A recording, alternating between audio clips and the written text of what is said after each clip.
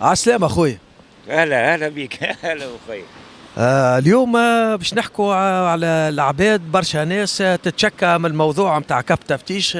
قال لك بالنسبة للموضوع هذايا يجي تصير له مشكلة ترسيله كف تفتيش كان في الجرجاني لهنا من أي ولاية بعيدة، حتى في تطاوين، حتى في توزر، حتى في أي بلاد أخرى المهدية. نورمالمون حسب العباد يقلق خويا تقلقنا ماذا بينا كل ولايه فيها مقر خاص بكف التفتيش باش تسهل المأموريه لنا احنا معناها وكل شيء. انت شنو رايك؟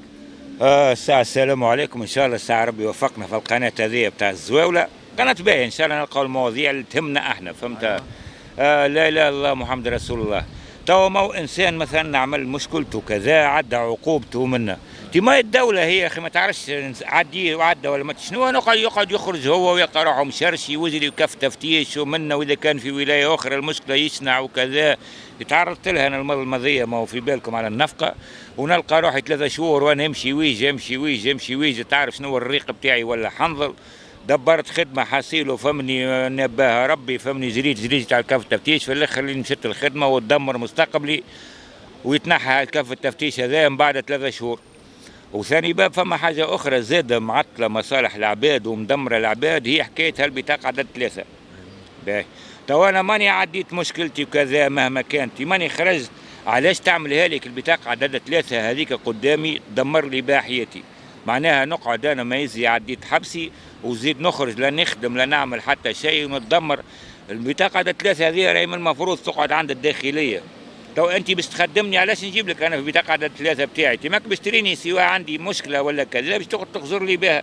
اول باب ما يتخدمونيش، وثاني باب حتى في صورة ما خدمتني فهمني وكذا باش تقعد تغزوا لي بك الحكايه هذيك وتعمل التفرقه بيننا احنا كمواطنين. دونك هالوثائق هذه تتنحى بالحق، احنا حاجنا باش نزيدوا نطوروا بلادنا، مش نقعدوا نرجعوا. القوانين هذه بتاع عهد بورقيبه تو ما تنحات يا رسول الله 60 سنه، واحنا نقولوا احنا في نفس المنوال. بالرسمي دمرت العباد دمرت الشباب. هذاك عدى فهمني، ما عادش انا تابع عليه ربي كذا يحب يخدم كذا. علاش تدمروا انت فهمني كشاب، وانا وغيري الاف من العباد، وقت اللي الرفاه اللي لبس عليها ماذوكم نظاف بطبيعتهم عاملين ما عاملين، والفقراء ديما واحنا فهمني تحت العصا هذيا. احنا نطالبوا بدولتنا، نحينا من الحكايه هذه تاع التنميه ما فماش منها هذه حتى كوتي. فما حالات عاجله احنا حاسنا بقرارات ما عند الدوله.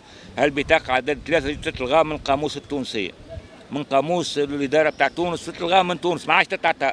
هذه انت كي يعمل مشكله انت كوزاره الداخليه تعرفوا معاه وتحبس مش معاه، هذه امورك انت.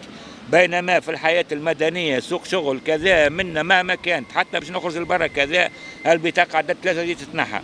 من الحاجات اللي معرقلتنا ومن اللي مدمرتنا وعامله تفرقه بيننا وبين، فهمتني؟ انا واحد من الناس المعامله بيني وبينك ما يمنيش فيك، عندك كفاءتك عندك خدمتك ما يمنيش فيك معدي حبس ولا ما يشمكش معدي، هذيك امورك انت.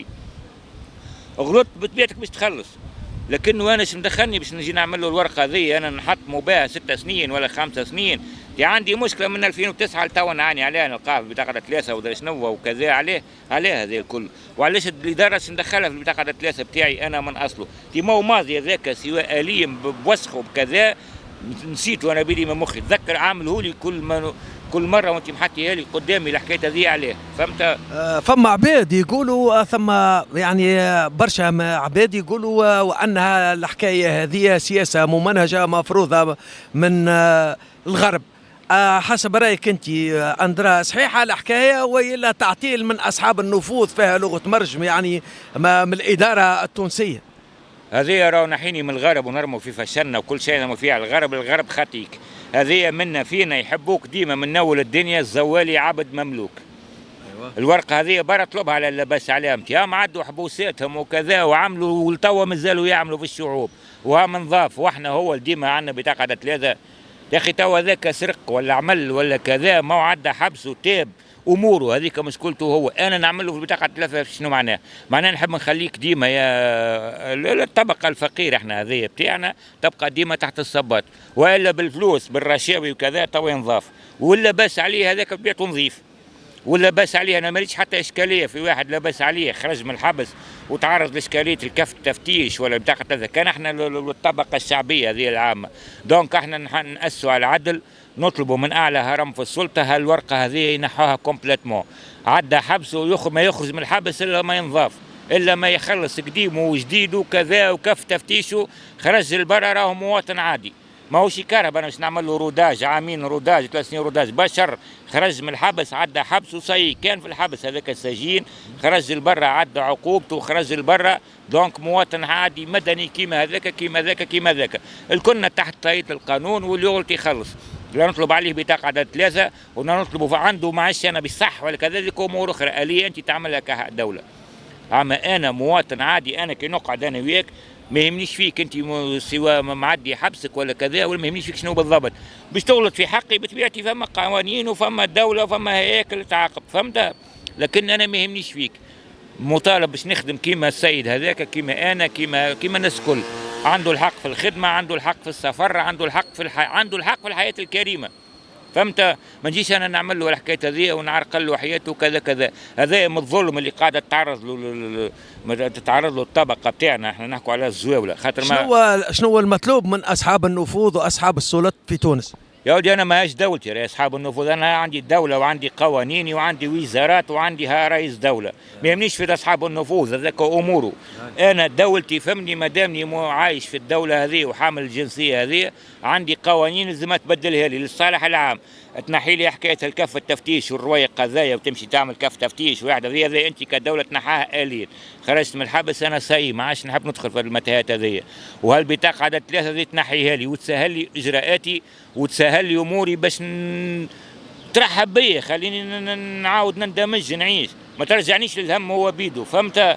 اصحاب النفوذ هذه امورهم، اصحاب النفوذ عندهم دوله تحكم فيهم وانا عندي دوله تحكم فيها، فهمتني؟ وانت كي تعتدي على حقي فهمني، زوز نقفوا قدام القضاء وزوز ناخذوا حقنا كيف كاسنان المستوى ماشي، هذه واحد سنه واحد فرض، هذه الدول تتاسس على الحكايه هذه، تو من بعد يولي شعبك يحبك يا دوله، انت عملت له الحكايه هذه بربي شنو باش يخزر لك انا الشباب وكذا، يولي يحب يرتاح من منظرك من كثر ما ضيقت عليه من كثر ما خنقته، دمرتي لنا حياتنا، للبرانيه فرحانه وتبي تجري وتجري وتزغرتي والولاد بلادها قتلتهم وولادها قتلتهم، ونهار توصل لمصلها لا اسكت، فما حاجات بالحق احنا نحبوا بلادنا وكذا، لكنه مش للدرجه هذه، كرهتينا في رواحنا يا بلادنا فيقي، راك كرهتينا في رواحنا. كلمة الختام، كلمة الختام أنا قلت لك أنا هالبطاقة عدد 3 دي نحبوا نحوها، نحو بطاقة عدد 3 ونحو هذه حكاية الكف التفتيش ودرا شنو، وقوانين النفقة، هالقوانين هذه من عهد البي هذه كلها رانا دخلنا في القرن الواحد،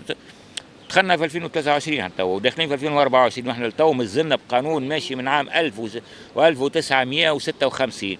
يا ودي الدنيا تطورت، راهي القوانين هذه وقت اللي تعاملت لا فما لا بورتابل لا فما اورديناتور لا فما حتى شيء، تو الدنيا تطورت. فيقي على روحك يا دولتي يا دولتي ونهضي للركب، ونهضي راك اخرتينا في جرتك. شكرا ليك.